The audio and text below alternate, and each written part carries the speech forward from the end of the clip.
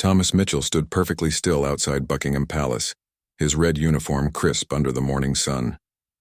Tourists snapped photos while he remained motionless, but behind his stoic expression, his mind wandered to the shooting range where he spent his free time. At 24, Thomas had been a royal guard for 3 years, following in his grandfather's footsteps who had served during World War II. The other guards often whispered about Thomas during their breaks. They called him the silent one because he rarely spoke unless spoken to directly. While they shared stories about their weekends and girlfriends, Thomas would sit quietly, cleaning his rifle with methodical precision that seemed almost obsessive to his colleagues. "Mitchell's got no personality," Sergeant Harris would joke during training sessions. "Probably talks to his rifle more than real people." The comment always drew laughs from the other guards, but Thomas never responded. He had learned early in life that actions spoke louder than words, a lesson his grandfather had taught him during long hunting trips in the Scottish Highlands. During monthly shooting drills, Thomas's quiet nature made him an easy target for mockery. The guards were required to hit targets at standard distances, and while everyone passed the basic requirements, Thomas's scores were always significantly higher. Instead of admiration, this earned him suspicious glances and sarcastic comments. "Show off," muttered Guard Jenkins after Thomas achieved another perfect score. "Probably practices all night because he has nothing better to do." The instructor, Captain Reynolds, would mark down Thomas's scores without comment, though he privately noted the young man's exceptional accuracy in his reports. Thomas lived alone in a small flat near the barracks, spending his evenings at the local shooting club. The elderly club members appreciated his respectful demeanor and genuine interest in improving his marksmanship. They taught him breathing techniques, wind reading, and the mental discipline required for precision shooting. Unlike his colleagues at the palace, these veteran marksmen recognized raw talent when they saw it. His grandfather's old hunting rifle hung above his fireplace, a constant reminder of the man who had shaped his character. During their hunting expeditions, his grandfather had taught him patience, observation, and the importance of making every shot count. "A true marksman doesn't waste ammunition or opportunities," the old man would say while teaching young Thomas to track deer through dense forest. The Royal Guard's training facility echoed with laughter during their weekly sessions, but Thomas remained focused on his targets. While others rushed through their shooting exercises, eager to finish and return to their conversations, Thomas took his time with each shot. He studied wind patterns, adjusted his stance, and controlled his breathing with the discipline of a professional athlete. Captain Reynolds began watching Thomas more closely during these sessions. The young guard's consistency was remarkable, hitting bullseyes with mechanical precision that seemed almost unnatural. Reynolds had served in various military units before joining the Royal Protection Detail, and he recognized exceptional talent when he witnessed it. One particularly windy afternoon, the shooting conditions became challenging for most guards. Many struggled to hit their targets accurately, blaming the weather and equipment. Thomas, however, seemed unaffected by the conditions, adjusting his aim with subtle movements that demonstrated his understanding of external factors affecting bullet trajectory. "Lucky shots," someone muttered as Thomas completed another perfect round. But Captain Reynolds knew better. Luck didn't produce consistent results under varying conditions. This young man possessed natural ability combined with dedication that set him apart from his peers. Thomas's social isolation within the guard unit became more pronounced, as his shooting abilities became increasingly obvious. During mess hall conversations, discussions would stop when he approached, not out of respect, but from the awkwardness his presence seemed to create. His colleagues couldn't understand his dedication to marksmanship when their job primarily involved standing guard and ceremonial duties. The shooting club became Thomas's refuge, where his skills were appreciated rather than resented. The older members shared stories of military service and competitive shooting, encouraging him to consider pursuing marksmanship more seriously. They spoke of military units where exceptional shooters were valued and challenged, places where his talents wouldn't be wasted on ceremonial duties. Late at night, Thomas would clean his service rifle while thinking about his future. The Royal Guard position provided stability and honored family tradition, but he felt unfulfilled by the routine nature of the work. His grandfather's stories of wartime service, where marksmanship skills meant the difference between life and death, seemed more meaningful than standing motionless for tourist photographs. The contrast between his public role and private abilities created an internal tension that grew stronger each day. During ceremonial duties, he would maintain perfect composure while mentally calculating distances to various points, estimating wind speed, and unconsciously practicing the breathing techniques that had become second nature. His fellow guards remained oblivious to the depth of Thomas's capabilities, seeing only a quiet colleague who took shooting drills too seriously. They had no idea that their boring teammate was developing skills that would soon attract attention from some of the most elite military units in the world. The mockery and isolation he endured were unknowingly preparing him for challenges that none of them could imagine. The annual inter-service shooting competition arrived like a storm cloud over the Royal Guard's routine. Military units from across Britain would gather to test their marksmanship skills, and the Royal Guards were expected to participate despite their ceremonial focus. Captain Reynolds announced the competition during morning briefing, and Thomas felt his heart rate increase for the first time in months. "We need 4 volunteers for the competition," Reynolds announced to the assembled guards. Silence filled the room as eyes shifted uncomfortably. Most guards viewed the competition as an embarrassing obligation that would expose their limited combat training compared to active military units. The Royal Guards were known for precision drill movements and ceremonial perfection, not battlefield skills. Thomas raised his hand slowly, surprising everyone, including himself. The gesture felt natural despite the shocked expressions around him. Sergeant Harris smirked and shook his head, clearly amused by what he considered Thomas's naive enthusiasm. 3 other guards reluctantly volunteered, viewing it as an unwanted duty assignment rather than an opportunity. "Mitchell, you sure about this?" Harris asked with barely concealed mockery. "These aren't palace grounds with perfect conditions. Real military shooters will be there, not tourists with cameras." The comment drew chuckles from several guards who enjoyed watching Thomas's occasional moments of apparent overconfidence. Training for the competition became another source of entertainment for Thomas's colleagues. While the other 3 volunteers practiced sporadically and complained about the additional workload, Thomas spent every available moment preparing. He studied competition rules, practiced different shooting positions, and worked on transitioning between targets quickly while maintaining accuracy. The shooting club members became invaluable mentors during this preparation period. They shared competition strategies, helped him adjust his equipment, and taught him mental preparation techniques used by professional marksmen. These experienced shooters recognized that Thomas was preparing for something significant, though they had no idea how significant it would become. Captain Reynolds observed Thomas's preparation with growing interest. The young guard's dedication went far beyond what was required or expected. Reynolds began researching the competition's history and discovered that several participants had been recruited by elite military units after demonstrating exceptional performance. This information remained private, but it influenced his decision to provide Thomas with additional training opportunities. The week before the competition, Reynolds arranged for advanced shooting instruction at a military facility outside London. The other 3 volunteers participated reluctantly, viewing it as another inconvenience. Thomas approached the training with intensity that impressed the military instructors, who were accustomed to working with Special Forces personnel. During this advanced training, Thomas encountered shooting challenges he had never faced before. Moving targets, time pressure, and equipment unfamiliar to ceremonial guards tested his abilities in new ways. While his teammates struggled with the demanding exercises, Thomas adapted quickly, demonstrating natural problem-solving abilities that caught the instructors' attention. The instructors exchanged meaningful glances as they watched Thomas work through complex shooting scenarios. One instructor, a former SAS operator named Davies, made quiet notes about the young guard's performance. Davies had been tasked with identifying potential recruits during various military interactions, and Thomas's combination of skill and composure under pressure triggered his professional interest. "Where did you learn to shoot like that?" Davies asked Thomas during a break between exercises. The question surprised Thomas, who had never considered his abilities exceptional since they developed gradually over years of practice. He mentioned his grandfather, the shooting club, and his personal dedication to improvement, unaware that Davies was conducting an informal evaluation. The conversation with Davies planted seeds of possibility in Thomas's mind.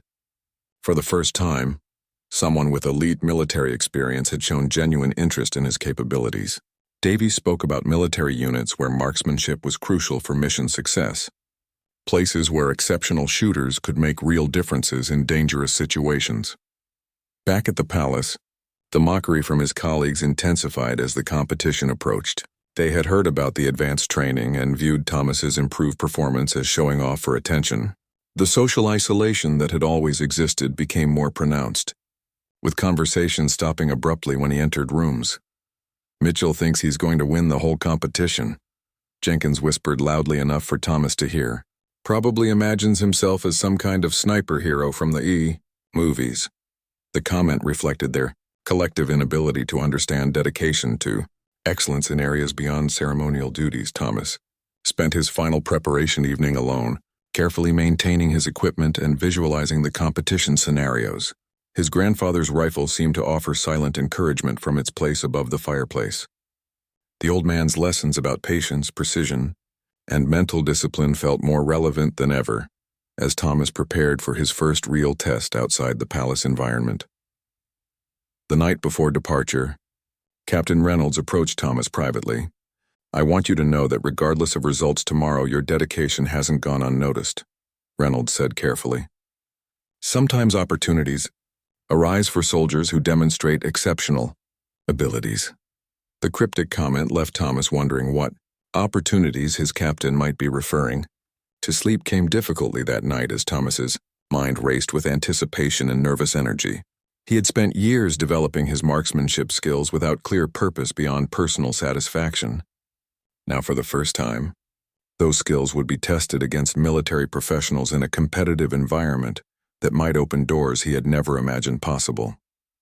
The competition would begin in just hours, and Thomas had no idea that his performance would attract attention from recruitment officers representing some of Britain's most elite military units. His quiet dedication and natural talent were about to collide with opportunities that would change his life forever. The military shooting range buzzed with activity as teams from different units set up their equipment and prepared for competition. Thomas felt overwhelmed by the professional atmosphere, watching paratroopers, Marines, and Special Forces personnel handle their weapons with casual expertise that came from combat experience. His ceremonial uniform seemed out of place among the practical combat gear surrounding him. Other royal guards whispered nervously about the competition level, already making excuses for anticipated poor performance. "Look at these guys," muttered one teammate while observing a team of Royal Marines preparing with military precision. "We're going to embarrass ourselves." Completely.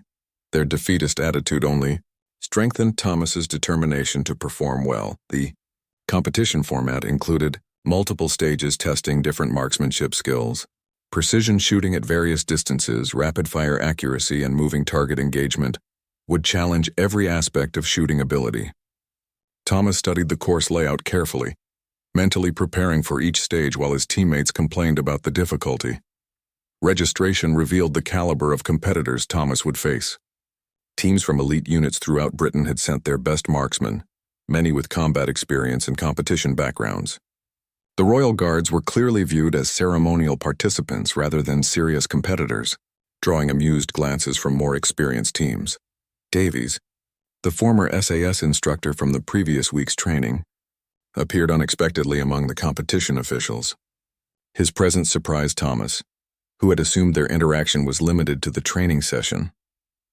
Davies nodded slightly in acknowledgement but maintained professional distance, observing all participants with the analytical eye of an experienced recruiter. The first stage began with precision shooting at 200 meters. Competitors had limited time to engage multiple targets, with scoring based on accuracy under time pressure. Thomas watched other teams perform, noting techniques and strategies that differed from his shooting club experience. The military competitors moved with efficiency, born from extensive training and real-world application. When the Royal Guard's turn arrived, Thomas's teammates approached the firing line with visible nervousness. Their shots scattered across targets with mediocre accuracy that confirmed everyone's low expectations. Spectators barely paid attention, already focused on more competitive teams preparing for their attempts. Thomas stepped to the firing line last, feeling dozens of eyes watching with polite disinterest. He assumed his shooting position with calm deliberation, controlling his breathing and clearing his mind of distractions. The familiar routine of preparation helped center his thoughts despite the competitive pressure. The signal to begin echoed across the range, and Thomas engaged his first target with practiced precision. His shot struck the bullseye center, followed immediately by smooth transition to the next target. Each shot felt natural and controlled, muscle memory guiding his movements while conscious thought focused on wind conditions and target distance. Around him, other competitors rushed through their shooting sequences, sacrificing accuracy for speed in an attempt to engage all targets within the time limit. Thomas maintained steady rhythm, trusting his training and natural ability rather than succumbing to time pressure that affected less experienced shooters. His final shot completed, a perfect score that drew stunned silence from spectators who had been ignoring the Royal Guard's performance. Range officials double-checked his targets, confirming that every shot had struck the bullseye with remarkable precision. The achievement seemed impossible for someone wearing ceremonial uniform among combat-experienced competitors. Davies stepped closer to observe Thomas's targets personally, his expression remaining neutral despite obvious interest. Other military personnel began paying attention to the quiet guard who had just outperformed seasoned combat veterans. Conversations started focusing on the unexpected competitor from the ceremonial unit. The second stage involved moving targets at varying distances, simulating combat scenarios where marksmanship skills meant survival. This challenge separated recreational shooters from professionals trained for dynamic situations. Thomas's teammates struggled with the complexity, their shots missing targets that moved unpredictably across the range. Thomas approached the moving target stage with confidence gained from his perfect first-stage performance. He had never trained specifically for moving targets, but his grandfather's hunting lessons provided relevant experience tracking game through forest terrain. The principles remained similar even though the application was different. Engaging moving targets required instinctive shooting combined with calculated lead time to intercept targets at predicted positions. Thomas found himself relying on natural ability enhanced by years of disciplined practice. His shots consistently found their marks while competitors with superior equipment and training struggled with the dynamic challenge. By the stage's conclusion, Thomas had achieved another near-perfect score that placed him among the competition's top performers. Military personnel who had never heard of him began asking questions about his background and training. The transformation from overlooked ceremonial guard to serious competitor happened so quickly that even Thomas felt surprised by his performance. His teammates stared in disbelief as scores were announced. The quiet colleague they had mocked for taking shooting too seriously was outperforming Special Forces marksmen with years of combat experience. Their assumptions about Thomas's abilities crumbled as evidence mounted that they had completely misjudged his capabilities. Davies approached Captain Reynolds during a break between stages, initiating a conversation that would prove significant for Thomas's future. The two men spoke quietly while observing Thomas prepare for the next stage, their discussion covering topics that went far beyond competition performance. The competition atmosphere shifted as word spread about the Royal Guard's unexpected dominance. Media representatives began taking notice, and photographers started capturing images of Thomas in action. His ceremonial background made his performance newsworthy, transforming a routine military competition into a human interest story. Thomas remained focused on the competition itself, unaware that his performance was creating opportunities beyond anything he had imagined. The mockery from his colleagues had been replaced by respectful silence, while military professionals began viewing him as a potential asset, rather than ceremonial decoration. The final stage of the competition arrived with Thomas holding a commanding lead that shocked everyone present. Long-range precision shooting at 500 meters would determine the ultimate winner, testing skills that separated exceptional marksmen from merely competent shooters. Weather conditions had deteriorated throughout the day, adding wind and light rain that challenged even experienced snipers. Military units gathered around the final firing positions, their earlier dismissive attitudes replaced by genuine respect for the ceremonial guard who had dominated every previous stage. Thomas's teammates watched in amazed silence, finally understanding that they had been sharing quarters with someone whose abilities far exceeded their comprehension. The Royal Marines team captain approached Thomas during equipment preparation, offering professional advice about wind compensation at extended ranges. "You've got natural talent that money can't buy," the Marine said respectfully. "Whatever happens today, you've already proven yourself against the best we have." The acknowledgement from a combat veteran meant more to Thomas than any competition. Trophy. Davies positioned himself where he could observe Thomas's final performance closely, his recruitment instincts fully engaged by what he had witnessed. The former SAS operator had attended numerous competitions seeking potential candidates, but rarely encountered raw talent combined with composure under pressure that Thomas demonstrated consistently. Thomas settled into his final shooting position with calm determination, checking equipment and environmental conditions with methodical precision his grandfather had taught him during Highland hunting expeditions. The 500-meter target seemed impossibly small through his scope, but years of patient practice had prepared him for this moment. Wind flags indicated challenging conditions that would test every aspect of marksmanship knowledge. Thomas studied the vegetation between his position and targets, reading wind patterns with instinctive understanding, developed through countless hours of practice. His breathing settled into the controlled rhythm that accompanied his best shooting. The first shot echoed across the range, followed by absolute silence as spotters confirmed another bullseye hit. Thomas's technique remained smooth and unhurried, despite time pressure that affected other competitors. His natural shooting ability seemed enhanced by competitive pressure rather than hindered by it. Each subsequent shot maintained the same precision, creating a perfect group that defied the challenging conditions affecting other marksmen. Military observers recognized they were witnessing exceptional marksmanship that transcended normal skill levels. Thomas had entered a zone where conscious thought merged with instinctive ability. The final shot completed a perfect round that secured Thomas's victory by a margin that left no doubt about his superiority. Range officials verified his targets multiple times, confirming results that would become legendary within military shooting circles. The ceremonial guard had defeated Britain's elite marksmen in comprehensive fashion. Applause erupted from competitors who understood the magnitude of Thomas's achievement. Military personnel who had initially viewed him as ceremonial decoration now recognized exceptional talent that belonged in elite operational units. The transformation of perception happened as dramatically as Thomas's shooting performance.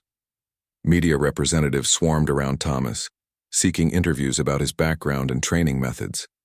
The story of a quiet royal guard defeating special forces marksmen captured public imagination, transforming Thomas into an overnight celebrity within military circles. Photographers captured images that would appear in newspapers across Britain. Captain Reynolds watched proudly as his subordinate received recognition that vindicated years of supporting Thomas's dedication to marksmanship excellence.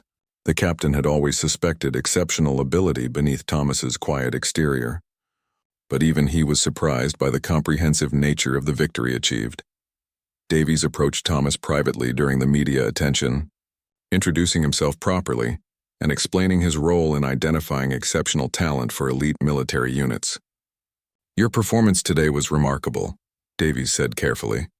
"There are opportunities available for someone with your abilities, if you're interested in real operational challenges." The conversation opened, possibilities Thomas had never seriously considered despite his dissatisfaction with ceremonial duties. Davies spoke about military units where marksmanship skills were essential for mission success, places where exceptional shooters could make meaningful contributions to national security objectives. Thomas's teammates struggled to reconcile their colleagues' victory with their previous perceptions of his personality and abilities. The quiet guard they had mocked for taking shooting seriously had demonstrated capabilities that exceeded their understanding of what was possible through individual dedication and natural talent. The victory ceremony felt surreal as Thomas accepted his trophy and recognition from senior military officials. 6 months earlier, he had been an unknown ceremonial guard enduring mockery from colleagues who viewed his shooting interest as obsessive behavior. Now he stood as Britain's premier military marksman. Davies provided his contact information before departing, encouraging Thomas to consider options beyond ceremonial service. "Talent like yours shouldn't be wasted on ceremonial duties," Davies said seriously. There are places where your abilities could save lives and serve your country in ways that matter. The comment planted seeds of possibility that would grow rapidly. Return to palace duties felt anticlimactic after experiencing genuine appreciation for his marksmanship abilities. Thomas's colleagues treated him with newfound respect, tinged with bewilderment about his hidden capabilities. The mockery had ended, replaced by awkward acknowledgement that they had completely misjudged their quiet teammate. Media coverage of Thomas's victory reached beyond military circles, attracting attention from shooting enthusiasts and potential recruiters throughout Britain's security services. The story resonated with people who understood the dedication required to achieve excellence in demanding fields, making Thomas a symbol of quiet determination overcoming skepticism. The competition victory marked a turning point in Thomas's life, opening doors to opportunities he had never imagined possible. His years of patient practice and enduring mockery had prepared him for challenges that would soon test his abilities in ways that transcended competitive shooting. The quiet royal guard was about to become something far more dangerous and valuable to his country's security. 3 weeks after his competition victory, Thomas received an official letter that would change his life forever. The envelope bore military insignia he didn't recognize, and the contents invited him to attend specialized assessment exercises at an undisclosed location. Davies's card was attached with a handwritten note. "Your country needs soldiers with your abilities." The invitation felt like stepping into a different world. Thomas had spent years imagining possibilities beyond ceremonial duties, but this represented a concrete opportunity to use his skills in meaningful ways. His colleagues at the palace noticed his distracted behavior, but couldn't understand the internal conflict between security and adventure that consumed his thoughts. Captain Reynolds called Thomas into his office the following morning, revealing that he had received inquiries about Thomas's availability for special assignment consideration. The captain's expression suggested he understood the significance of such inquiries, though he couldn't discuss details due to security protocols governing elite unit recruitment. "This is an opportunity that comes once in a lifetime," Reynolds said carefully. "Whatever they're offering, it's not something you should refuse lightly. Soldiers with your abilities don't belong in ceremonial roles forever." The endorsement from his superior officer helped Thomas realize that others recognized his potential for greater challenges. The assessment location turned out to be a remote military facility in Wales, surrounded by rugged terrain that seemed designed for testing soldiers under extreme conditions. Thomas arrived with basic equipment and no clear understanding of what he would face, joining a dozen other candidates who looked far more experienced than a ceremonial guard. Davies greeted Thomas with professional warmth, explaining that the next 5 days would evaluate every aspect of his military potential. "Marksmanship brought you here," Davies said seriously. "But we need to know if you have other qualities required for elite operations: physical fitness, mental resilience, teamwork, and adaptability under pressure." The other candidates included paratroopers, Marines, and Special Forces personnel seeking advancement to even more elite units. Thomas felt intimidated by their obvious experience and combat backgrounds, wondering if his ceremonial service had prepared him adequately for the challenges ahead. Their casual discussion of deployments and operations highlighted his limited military exposure. Physical testing began immediately with endurance challenges that pushed every candidate to their limits. Mountain terrain provided natural obstacles that tested strength, stamina, and determination under conditions that simulated operational stress. Thomas discovered that his years of disciplined training had developed physical capabilities beyond what ceremonial duties required. Navigation exercises through unfamiliar terrain challenged cognitive abilities while maintaining physical performance under pressure. Thomas's hunting experience with his grandfather proved unexpectedly valuable, providing skills in reading landscape features and moving quietly through natural environments that impressed his instructors. Team exercises revealed Thomas's ability to contribute effectively despite his limited combat experience. His calm demeanor under pressure and analytical approach to problem-solving earned respect from candidates who initially viewed him as out of place among experienced soldiers. Leadership rotated between team members, testing everyone's ability to command and follow orders. Davies observed Thomas's performance with growing satisfaction, noting qualities that extended far beyond exceptional marksmanship. The young man's composure under stress, willingness to learn, and natural tactical thinking suggested potential for development into an elite operator. His lack of combat experience was actually advantageous, meaning fewer bad habits to overcome. Sleep deprivation testing pushed candidates beyond normal endurance limits, evaluating performance when physical and mental resources were exhausted. Thomas's methodical approach to tasks helped him maintain effectiveness when others began making mistakes due to fatigue. His shooting accuracy remained consistent even under extreme stress conditions. Combat simulation exercises provided Thomas's first exposure to tactical scenarios where marksmanship skills integrated with movement, communication, and decision-making under pressure. The complexity exceeded anything from his previous experience, but his natural abilities and analytical mind helped him adapt quickly to new challenges. Psychological evaluation sessions probed Thomas's motivations, stress responses, and suitability for operations requiring absolute discretion and moral flexibility. The assessors seemed particularly interested in his ability to remain composed under pressure and his willingness to accept responsibility for consequential decisions. Other candidates began viewing Thomas as serious competition rather than ceremonial decoration, as his performance consistently ranked among the best. His quiet confidence and steady improvement throughout the assessment period demonstrated adaptability that impressed both instructors and fellow candidates who had initially underestimated his potential. The final assessment involved a complex scenario combining all tested skills under realistic operational conditions. Thomas found himself leading a team through a challenging mission that required tactical thinking, precise shooting, and split-second decision-making. His performance exceeded expectations set by his limited military background. Davies approached Thomas during the final evening, revealing that the assessment was specifically for SAS selection preparation. "Your marksmanship opened the door," Davies explained, "but your performance this week proved you have potential for much more. The Special Air Service needs soldiers who can think under pressure and adapt to any situation." The revelation that he was being considered for Britain's most elite military unit felt surreal to Thomas. 6 months earlier, he had been enduring mockery from ceremonial colleagues who viewed his shooting interest as obsessive behavior. Now he faced the possibility of joining legendary soldiers whose operations remained classified for decades. Return to palace duties after the assessment felt like returning to a previous life that no longer fit his expanding understanding of his capabilities. Thomas waited for official notification while maintaining his ceremonial responsibilities, knowing that his future depended on decisions being made by people he would never meet.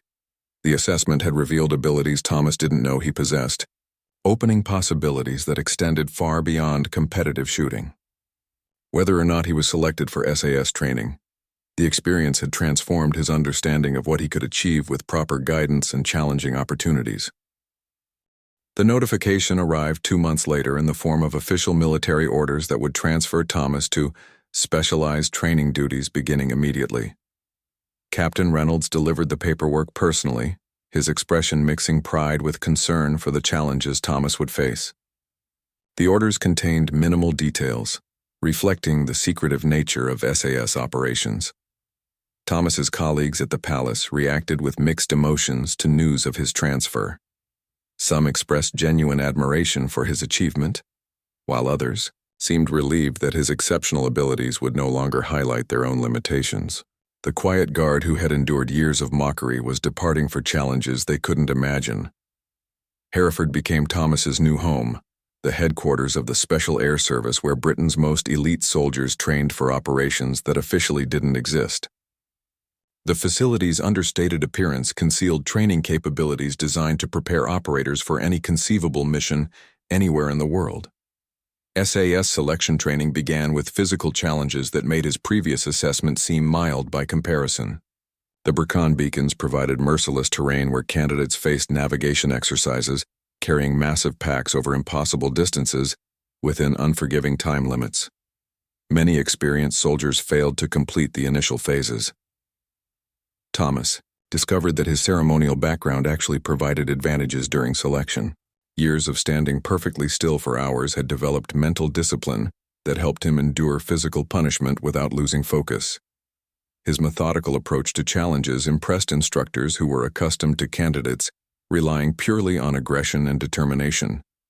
The infamous long drag mountain march eliminated half the remaining candidates, testing endurance and navigation skills under conditions designed to break even exceptional soldiers. Thomas completed the challenge within required time limits, his steady pace and careful route selection proving more effective than aggressive approaches that burned out other candidates. Combat training revealed the true purpose of Thomas's recruitment. His marksmanship abilities were enhanced with advanced techniques, equipment, and scenarios that prepared him for precision shooting under operational conditions. Instructors worked to develop his natural talent into capabilities that could support complex military missions.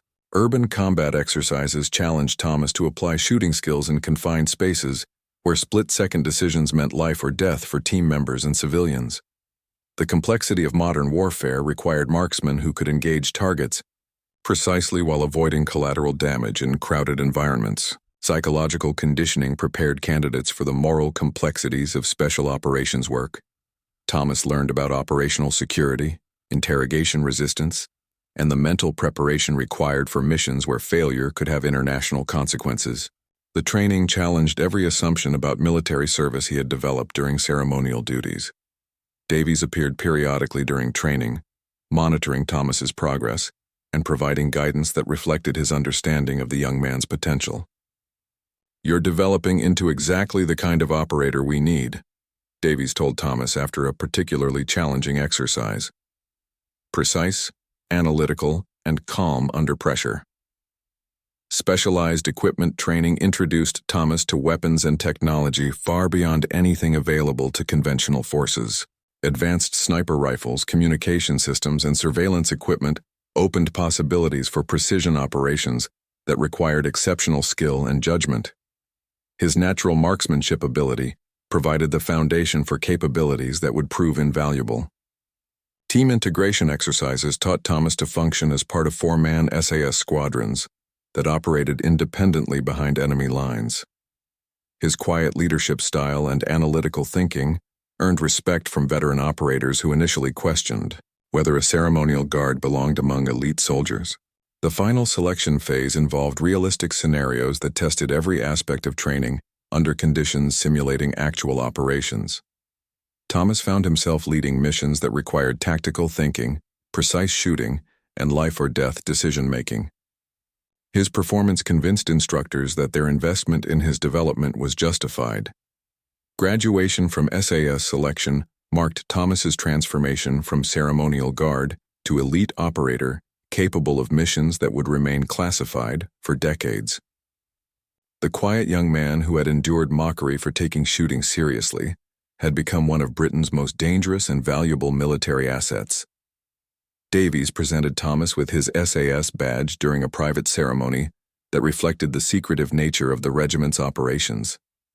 "You've exceeded every expectation," Davies said with genuine pride. "Your journey from palace guard to SAS operator proves that exceptional ability can emerge from unexpected places."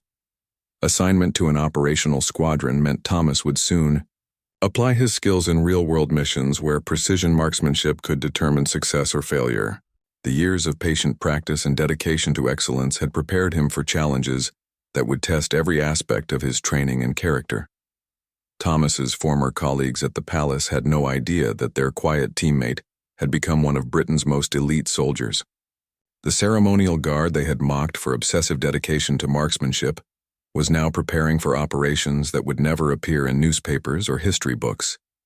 The transformation was complete, but Thomas understood that his real challenges were just beginning. SAS operators earned their reputations through performance under operational conditions where lives depended on their skills and judgment. His marksmanship abilities had opened the door, but proving himself as an elite soldier would require everything he had learned and more.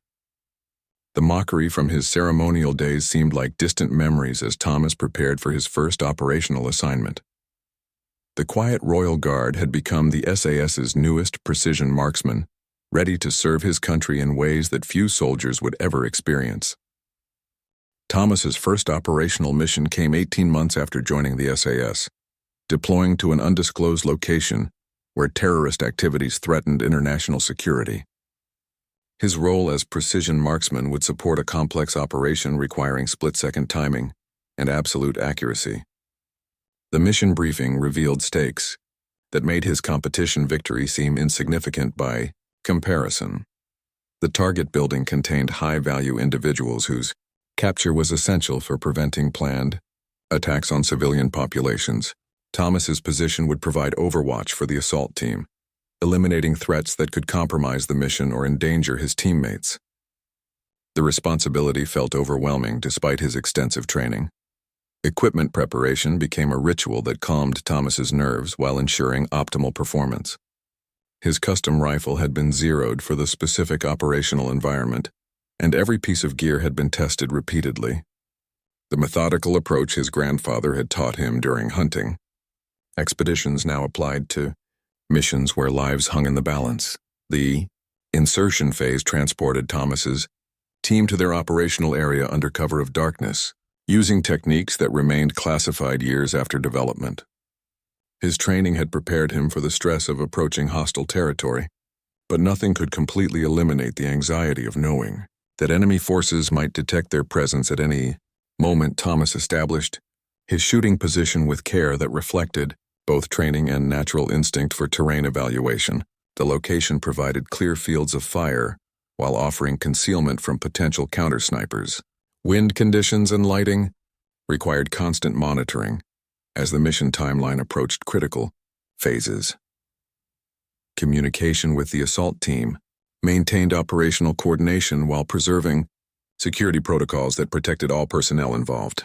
Thomas's voice remained calm and professional, despite the pressure of knowing that his accuracy could determine whether teammates returned home safely. The responsibility exceeded anything from his ceremonial background. The assault began precisely as planned, with Thomas providing overwatch that eliminated 2 sentries before they could raise alarms. His shots were perfectly placed, demonstrating the precision that had brought him to this moment. The years of patient practice and enduring mockery had culminated in this critical contribution to a mission that would save countless innocent lives. Movement through the target building proceeded smoothly until unexpected resistance emerged from concealed positions.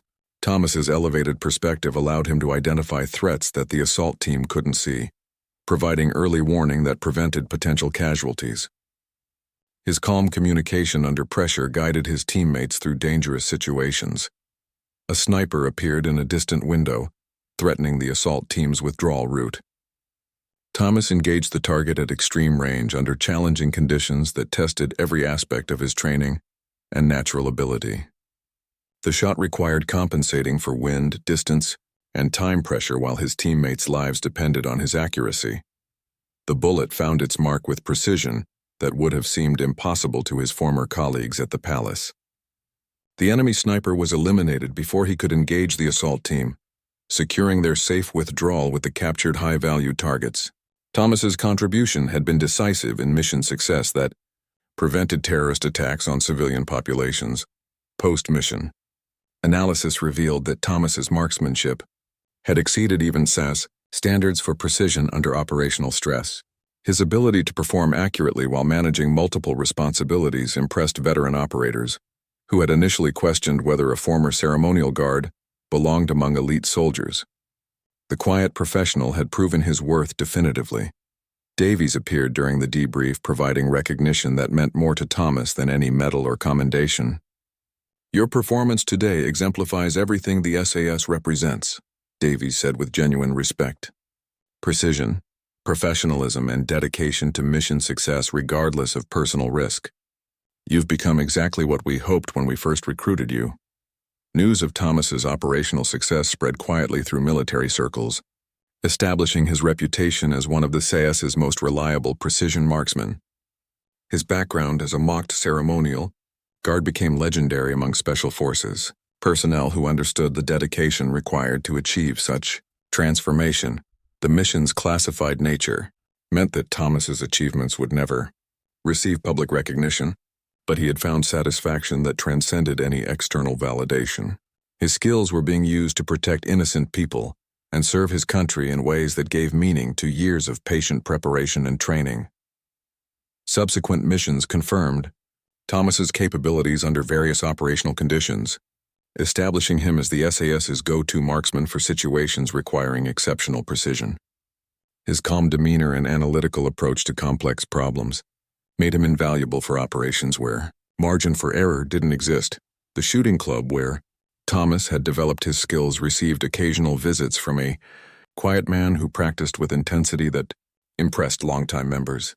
They had no idea that their former student had become one of Britain's most effective special operations soldiers, using skills they had helped develop to protect national security. Years passed with Thomas participating in operations that would remain classified for decades, each mission adding to his reputation within elite military circles. The ceremonial guard who had endured mockery for taking shooting seriously had become the SAS's deadliest marksman, proving that exceptional ability could emerge from the most unexpected backgrounds. His grandfather's hunting rifle still hung above the fireplace in his flat, a reminder of where his journey had begun. The old man's lessons about patience, precision, and making every shot count had guided Thomas through challenges that transformed him from palace guard to elite soldier. The mockery from his ceremonial days had become distant memories, replaced by respect from some of the world's most dangerous men who understood what Thomas had achieved. His quiet dedication to excellence had opened doors to opportunities he never could have imagined, ultimately allowing him to serve his country in ways that mattered most. Thomas Mitchell had proven that true strength often came from unexpected places, and that patient dedication to improvement could overcome any amount of skepticism or ridicule. The quiet royal guard had become exactly what his country needed, when it needed him most.